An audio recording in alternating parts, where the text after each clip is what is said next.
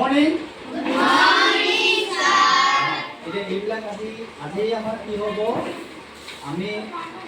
মই গছ কেইজোপামান লৈ আহিছোঁ। এইজোপা হ'ল মুচন্দৈ। কি গছ? ইয়াৰ মুচন্দৈ এইটো এটা গোন্ধ আছে, গোন্ধ অলপ কেঁচা মাছ গোন্ধাই গোন্ধিব লাগে। হ'ব, এতিয়া এইফালে চোৱা। এই মুচন্দৈ আমাৰ কি কামত লাগে? তোমালোকৰ যদি কেতিয়াবা শুনা, হ'ব নালাগে এতিয়া পঢ়িবা। তোমালোকৰ যদি কেতিয়াবা পায়খানা হয়, পেটটো বেয়া লাগে, তেতিয়া কি কৰিবা? ইয়াৰ কেইখিলামান পাত ল'বা। কি ল'বা? ঐ আৰমান,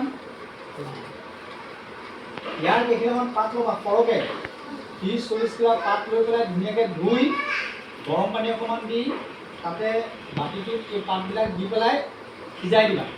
সিজাই পেলাই নিমখ অকণ তাত নহৰু দুটামান দি খাবা সুদা পেটত। তেতিয়া পেটৰ বিষ, শৌচ কৰা বা তেনেকুৱা বিভিন্ন ৰোগ ভাল হ'ব। ইয়াৰ নামটো কি? মুচন্দৈ। এইজোপা হ'ল বন তুলসী। বন তুলসী নহয়, বন আমলখি। কি আমলখি? এইজোপা এইফালে সৰু সৰু গুটি আছে, চোৱা দেখিছানে গুটিবোৰ? দেখিছা? এনেকুৱা যদি আগ কেইটামান লৈ বা গছবিলাক উঘালি কেইটামান লৈ ধুনীয়াকৈ থেতেলিয়াই পেলাই ধুই ৰাতিপুৱা সিজাই চাহৰ গতে খোৱাটো পাৰিলে তেতিয়াহ'লে লিভাৰৰ যিকোনো বেমাৰ ধুনীয়া হৈ যাব, খাব পাৰিব। আৰু এইজোপা হ'ল পনৌনোৱা। কি গছ? পনৌনোৱা, পানী পাত।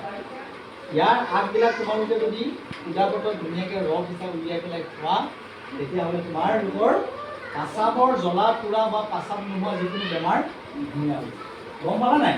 গতিকে আমাৰ চাৰিওফালে থকা বিভিন্ন ধৰণৰ গছ গছনি, বনবিলাক আমাৰ প্ৰত্যেকজোপাই স্বাস্থ্যৰ কাৰণে উপযোগী। কেনেকুৱা লাগিলে? ঠিক আছে, আজিলৈ মই